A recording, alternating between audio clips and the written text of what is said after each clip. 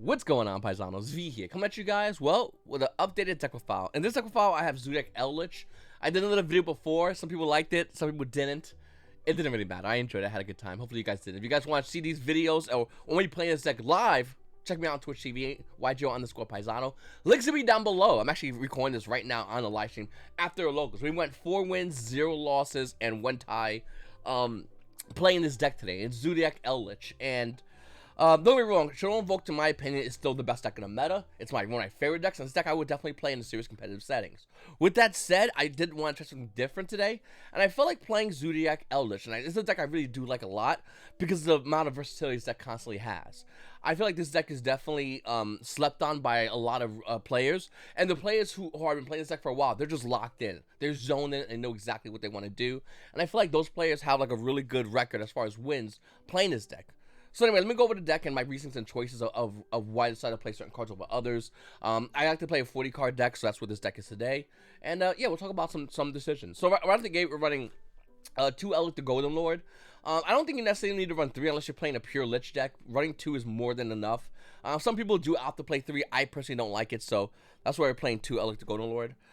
Then for like Zoodiacs, we're gonna have 3 Whiptail, and we're gonna have 2 Thoroughblade and 1 Cockaroos. Cockaroos is gonna get taken out. I'm probably will add either a 3rd Thoroughblade, or B, I might add a Ram. So this card will be getting taken out. It's alright, but I think that other card is infinitely better.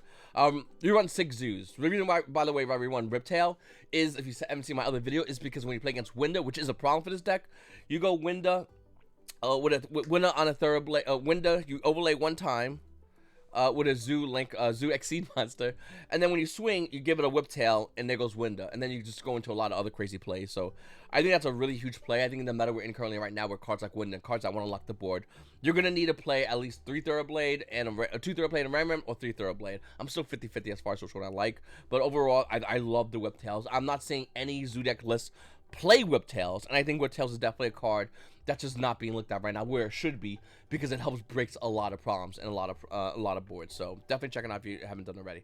All right, for the hand traps, we're running 3 Nibiru in the main.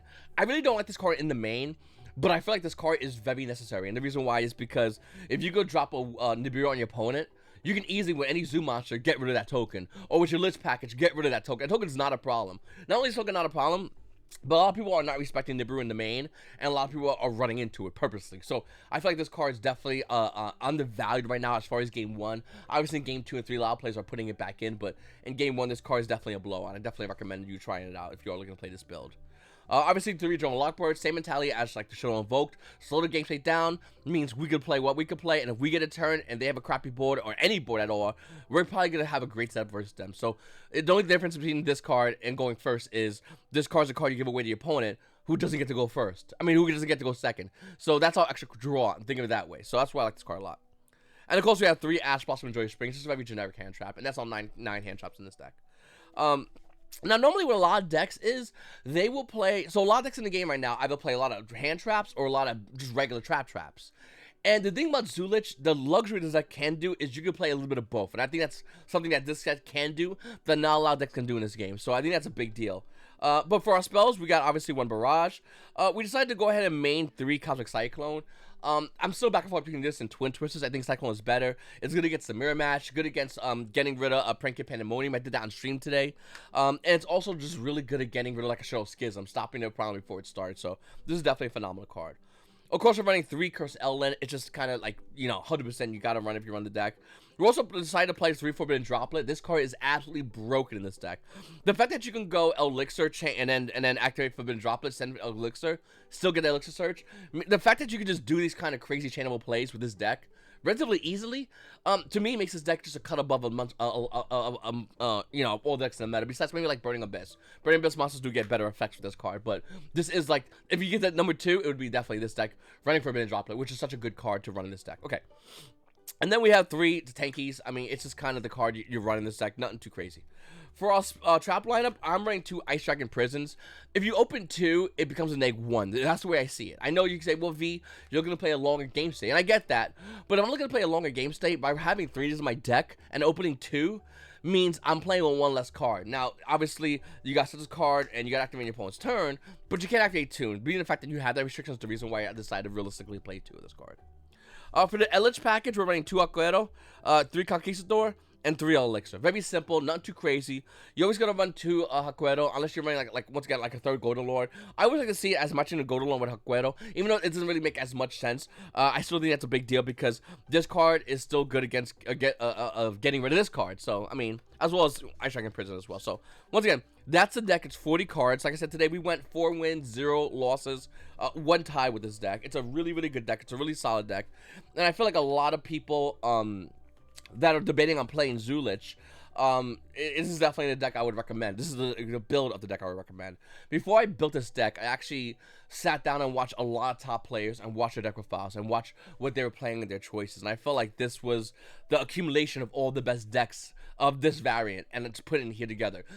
It's very straight up, but very effective. Okay, so for the Zoodiacs, obviously you're going to run 2 Borbo, 2 Tiger Morta, 2 Chakanine, 1 Hammercon, and 1 Dryden. This is, once again, a very basic lineup. I don't see a lot of people changing anything or adding anything. Some players like to play a 3rd Borbo, but I feel like in this kind of meta we're in right now where it's a lot more slower, 2 Borbo is more than enough. I feel like a 3rd Borbo, you almost never really care about it. If you run out of your Borbos and you still have other Zoo monsters, that still gives you access to Divine Zeus, so I don't really see the problem.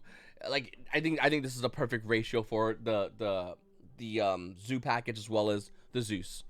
And then we also play 1 Joljai Respinato. This card came up where it was destroyed and I could bring a monster back. That's a big deal. That's a huge deal. Also, the fact that breaking the fence is huge. This card allows you to push for damage. And that's another thing that I think a lot of players kind of forget about with Joljai Respinato, is the fact that if I can go and I could go ahead and go, so if I can summon a Zoo monster, that Zoo monster, it can become a Dryden as well as a Vespinato. So I could with 1 Zoo monster with an already established board, mid game state with a Zoo monster graveyard, you could end with like a Dryden and a Vespinato on board. It's actually really easy to do, and I think that's something a lot of players kind of forget about. But like 1 Zoo monster can really reset that board state, which is big. And then we decided to opt to run the Consider Pleiades. So I'm always going back and forth between Vampire, Sucker, and Pleiades. I wanted to play this 1 time today, and I really felt like it was definitely a solid card. And I definitely recommend anyone who's looking to play the deck moving forward, play this. Not that I hate Vampire Sucker. I don't hate the card. But being the fact that everyone's running they're going to be 1, the chances of you zombing that card is so small. And the chances of you maintaining Pleiades and trying to get advantage and value is even more important. So that's why I decided to run this card. For the links, it's very simple. 1 Link Spider, 1 Ursa, and 1 Phoenix. To be honest with you, I didn't really go into the links as much today as I really would like to. We are seeing some builds that run like Nightmare Unicorn. I feel like if you run Unicorn, you got to take away from the current package, which is more important than these. Like, you don't get me wrong, your links are important, but it's infinitely important. The reason why you're running Link Spider and Ursa is obviously if you play against a mirror match. But not even just that, like Link Spider, get rid of Lich Trap, and then you could reset reset it by adding the other Lich Trap. So I think that's really important, resetting an Elixir to your board.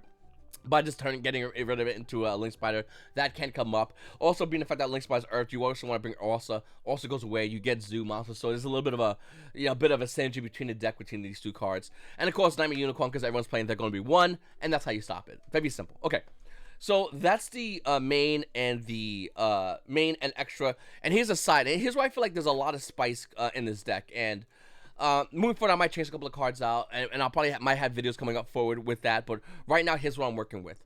So we played 3 different dimension ground. This is if you play against any deck that obviously cares about the graveyard. Great against Prank Kids. Great against Dragon Links. Going first, I mean this card absolutely just shuts your opponent down, and I think it's a very important card to play. So it's a turn skipper. Think of it that way, because that's basically what this card can do. Okay. Besides that, the other trap card is obviously an Imperial Order. And the reason I decided to put Imperial Order in, even though we play a good amount of spells, is because this card against Shadows is huge. One of the very few answers Shadow has, besides trying to, I think besides going like punishment, send that guy to pop this card, like besides that one play, which once again they can't get to if they're trying to activate the spell in the Deer Servant. Besides that, against like a lot of Shadow variants, the only real way they can get around to stopping an Imperial Order is normally by blanking out with like an App Cologne. They have like Schism, which is a play that comes up a lot actually, personal experience. But I feel like Imperial Order is good against those kind of Shadow hybrid variants. I feel like it's almost a must-have for whatever deck you're playing. That's not Shadow Invoke, so definitely something I would definitely recommend for everybody. Up next, guys, we're playing 2 Lancia. Now, I didn't have a third spot to fit a third Lancia, unfortunately, or else I would have. I feel like being the fact that we have like an Nibiru in the main, we don't need Lancia as much. But if we're starting to play against any kind of Tri-Brigade variant, you're still going to need Lancia. It's inevitable. So that's why I decided to put 2 in. I think it's really important. And I think against like a lot of Tri-Brigade matchups, even against a mirror match, you could, if you have the room to play this card, you would play just to stop your opponent for 1 turn, which can be a big deal. So keep an eye on this card. Then we also had a more room to play 3 Alpha, the Master of Beast, and down the rest of the Pranker-Tops. So Alpha, the Master of Beast was insane today. This card's absolutely broken.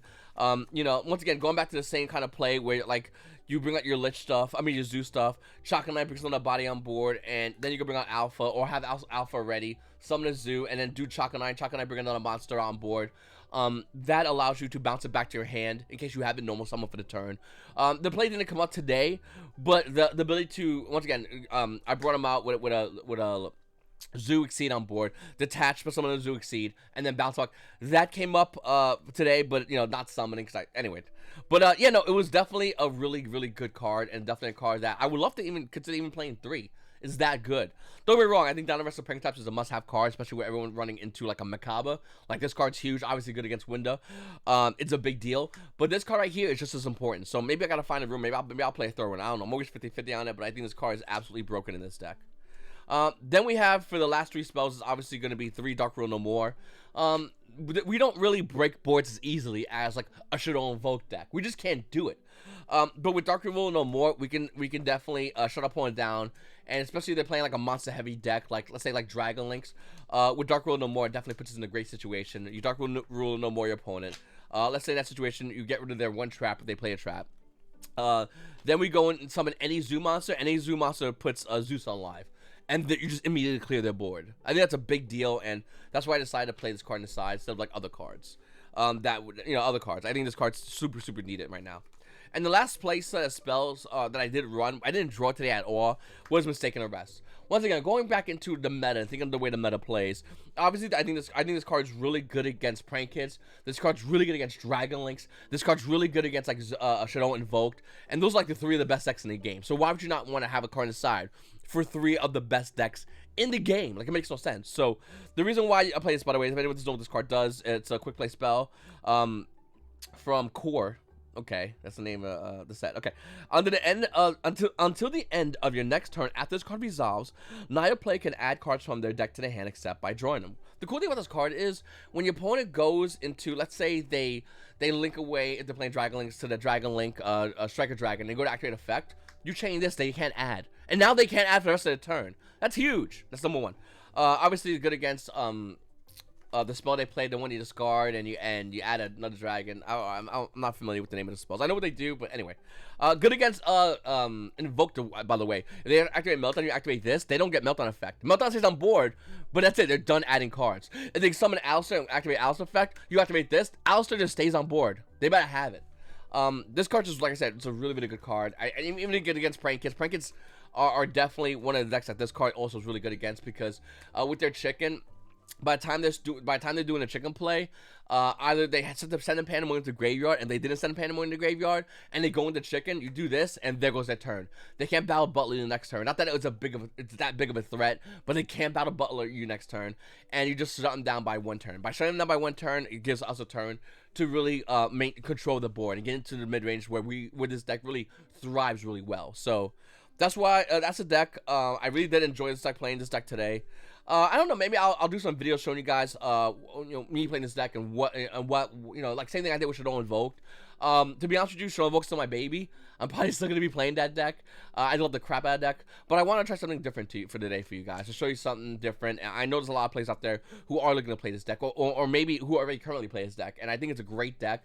I think this deck is a really hard deck to play, and yeah, I think moving forward, a lot of players should play this deck. Another little side note, by the way, for Lancia, and by the way, you have to keep this card in, is when your opponent tries to go into battle phase and tries to evenly, but getting hit with evenly match is a big deal for this deck.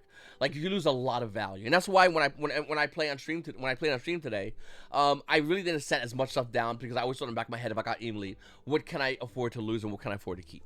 And what I lose by getting hit evenly? I mean, you have going on board, you lose a Conquistador, you're gonna lose a Dryden, you're gonna lose a lot of value. So that's why I always kept this card in the back of my mind. As far as if my opponent play evenly, I have to have an answer for it immediately.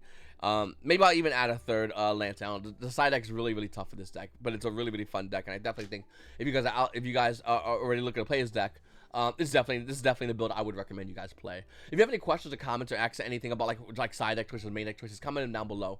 Anyway, it's your boy V, and you paisanos, you guys have a great day.